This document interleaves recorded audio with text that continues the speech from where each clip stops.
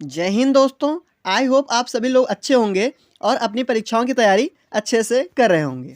आज हम लोग इस वीडियो में डिस्कस करेंगे झारखंड पुलिस के सामान्य ज्ञान से रिलेटेड कुछ महत्वपूर्ण प्रश्नों की, जो आपके एग्ज़ाम के लिए काफ़ी इम्पॉर्टेंट है। जैसे आप सब जानते होंगे कि झारखंड पुलिस में सबसे पहले फिजिकल होता है, तो जो एग्ज़ाम होता है वो लास्ट उपकरण के रूप में होता है। तो प्लीज़ अगर आप किसी की भी वीडियो देख रहे हों या फिर किसी संस्था से पढ़ रहे हों तो प्लीज़ उसकी कंप्लीट पढ़ाई करिएगा, क्योंकि ऐसा होता है कि आप जो छोड़ते हो क्या पता उसी से प्रश्न में आ जाए। जैसे हम लोग शुरुआत करते हैं एक थॉट से कि अगर बच्चों को बचपन में आप उपहार ना दें तो वो कुछ समय तक ही रोएगा, मगर आप किसी बच्चे को शिक्षा ना दें तो वो ज़िंदगी भर रोएगा। कहने का अर्थ ये है कि बच्चों को अगर शिक्षा ना देंगे तो वो पूरी उम्र भर रोएगा, इसलिए बच्चों को शिक्षित जरूर बनाइए। आते हैं अपने प्रश्नों पर। हमारा इसमें सबसे पहला प्रश्न क्या कह रखा है? ये कह रखा है कि भारत का सबसे लंबा बांध कौन सा है? तो भारत का सबसे लंबा बांध कौन सा है? तो हीराकुंड बांध भारत का सबसे लंबा बांध है, इसलिए option number C correct answer हो जाएगा। अगले प्रश्न पे आते हैं। अगला प्रश्न हमसे पूछ रखा है कि मानव शरीर का जो सामान्य तापमान होता है वो कितनी डिग्री सेल्सियस में होता है? इसमें फ़ारेनहाइट में नहीं पूछ रखा है, आपसे किस में कह रखा है? डिग्री सेल्सियस में। तो मानव शरीर का सामान्य तापमान कितने डिग्री सेल्सियस होता है? तो 36 डिग्री सेल्सियस मानव शरीर का सामान्य तापमान होता है। अगले प्रश्न पर आते हैं। अगला प्रश्न कह रखा है जो कर्मा पर्व है वो किस राज्य से संबंधित है? तो कर्मा पर्व बिहार और झारखंड राज्य से संबंधित है। अगले प्रश्न पे आते हैं। अगला प्रश्न काफ़ी इजी है। ये पूछ रखा है कि देश में सर्वाधिक वन किस क्षेत्र मतलब किस राज्य में पाया जाता है?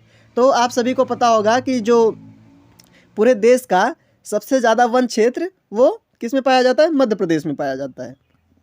अगले प्रश्न पर आते हैं। अगला प्रश्न कह रखा है कि भारत का राष्ट्रीय खेल कौन सा है? आई होप आप सब इसका आंसर जानते होंगे, क्योंकि इतना तो हर किसी बच्चे को पता होता है। भारत का राष्ट्रीय खेल हॉकी होता है। अगले प्रश्न पर आते हैं। अगला प्रश्न ये फिजिक्स कर रखा है कि कार्य का मात्रक क्या है? आप क्लास 11-12 की जब फिजिक्स पढ़े होंगे तो आपको उसमें बताया गया होगा कि जो कार्य का मात्रक होता है वो जूल होता है। अगले प्रश्न पर आते हैं। अगला प्रश्न आपसे कह रखा है कि थायराइड जो ग्रंथि होती है ये कहाँ पर स्थित होती है? तो ये क्लास 10th 11th में आप बायो पढ़े होंगे, तो मतलब कह सकते हैं कि क्लास 12th विलो ही सब कुछ पूछा जा रहा है। तो थायराइड ग्रंथि का कहाँ स्थान है? तो थायराइड ग्रंथि जो है वो हमारे गले में मौजूद होती है। तो ऑप्शन नंबर बी इसका करेक्ट आंसर हो जाएगा। अगले प्रश्न पे आते हैं। अगला प्रश्न आपसे क्या कह रखा है? कह रहा है कि भारत का सबसे बड़ा जनजातीय समूह कौन सा है? आपके ऑप्शन दे रखा है गोंड है, इरूला है, पनियान है या भील है। तो सबसे बड़ी इसमें पूछा है भारत की जनसंख्या मतलब जनजातीय समूह की जनसंख्या।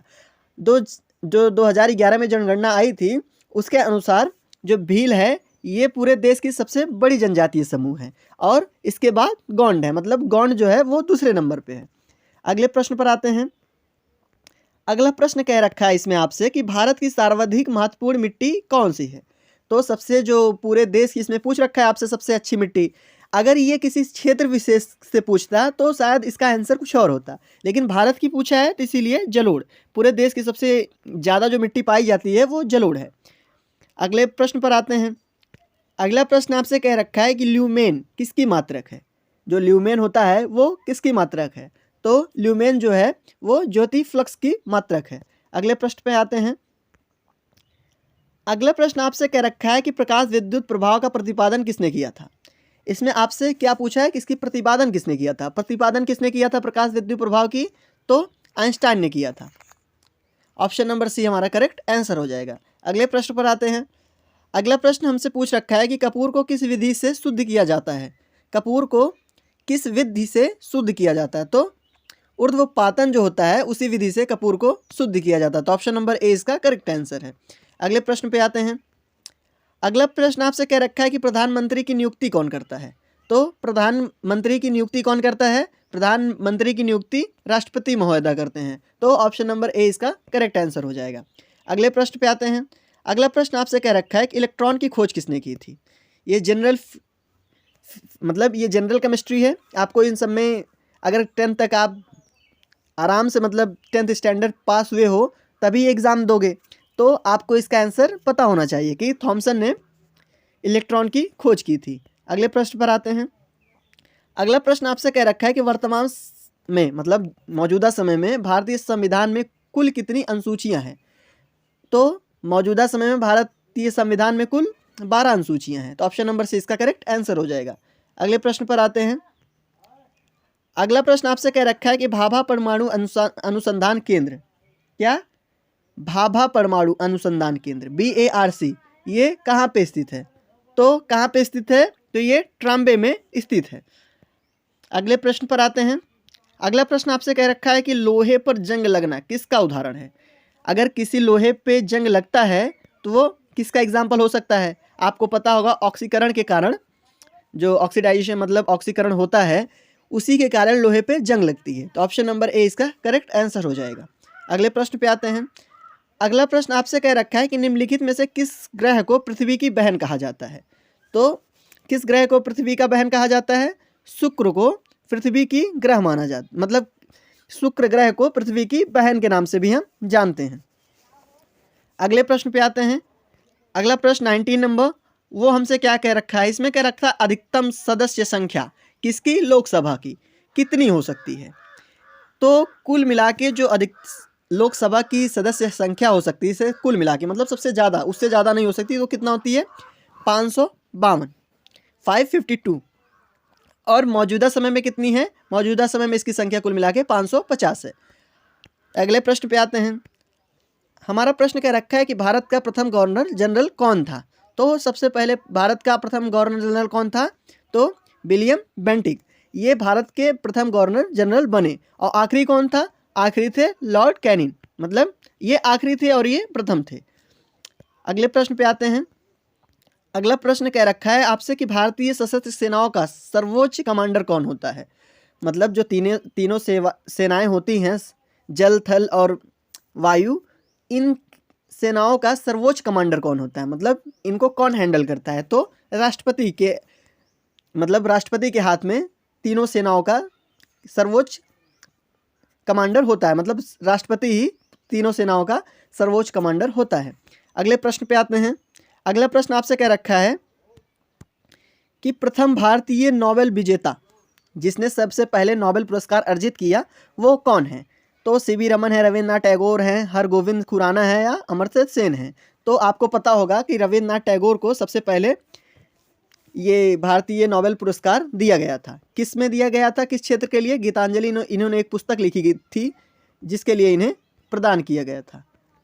आते हैं अपने अगले प्रश्न पर। अगला प्रश्न हमारा क्या कह रखा है? अगला प्रश्न कह रखा है कि गोदान किसकी रचना है? तो गोदान किसकी रचना है? गोदान आप सब जानते होंगे कि मुंशी प्रेमचंद्र की रचना है। अगले प्रश्न पे आते हैं। अगला प्रश्न आपसे क्या कह रहा है? ये कह रखा है कि भारत में योजना की अवधारणा कब स्वीकार की गई थी? मतलब भारत में जो योजना की अवधारणा है उसको कब स्वीकृति मिली थी? तो कब मिली थी? 1950 में, जब भारत का गणतंत्र लागू हुआ था, उसी समय भारत में योजना की अवधारणा को भी स्वीकृति मिली थी। अगले प्रश्न पे आते हैं। अगला प्रश्न है कि वंदे मातरम गीत लिखा था, किसने लिखा था? रविन्द्रनाथ टैगोर ने लिखा था, नवगोपाल मित्रा ने लिखा था, बंकिम चंद्र चटर्जी ने लिखा था, गिरीश चंद्र घोष ने लिखा था। तो वंदे मातरम गीत किसने लिखा था? बंकिम चंद्र चटर्जी ने। Option number C is the correct answer. अगले प्रश्न पे आते हैं। अगला प्रश्न कह रखा है कि टीपू सुल्तान की राजधानी थी, इनमें से कौन सी टीपू सुल्तान की राजधानी थी? तो आप सबको पता होगा टीपू सुल्तान की राजधानी क्या थी? श्रीरंगपट्टनम। अगले प्रश्न पे आते हैं। अगला प्रश्न आपसे कह रखा है कि किस सिख गुरु ने फारसी में जफरनामा लिखा था? तो किस सिख गुरु ने फारसी में जफरनामा लिखा था? तो गुरु गोविंद सिंह ने फारसी में सबसे पहले क्या लिखा था? जफरनामा। अगले प्रश्न पे आते हैं। अगला प्रश्न आपसे कह रखा है कि राष्ट्रीय ग्रामीण विकास संस्थान कहाँ अवस्थित है? तो कहाँ अवस्थित है राष्ट्रीय ग्रामीण विकास संस्थान? तो इसका आप सही आंसर क्या पाओगे? हैदराबाद में राष्ट्रीय ग्रामीण विकास संस्थान उपलब्ध है। अगले प्रश्न पे आते हैं। अगला प्रश्न हमारा कह रखा है कि उत्तरी ध्रुव की खोज किसने की थी? जो हमारा नॉर्थ पोल है, इसकी खोज किसने की थी? तो रॉबर्ट पियरी ने सबसे पहले उत्तरी ध्रुव की खोज की थी। तो ऑप्शन नंबर ए इसका करेक्ट आंसर होगा। आई होप आप सभी को इतनी जानकारी अच्छी लगी हो, इसीलिए आप प्लीज़ कमेंट में बताइएगा अगला जो लेक्चर है वो किससे संबंधित हो, मैथ से हो, GS से हो या हिंदी से हो। Thank you.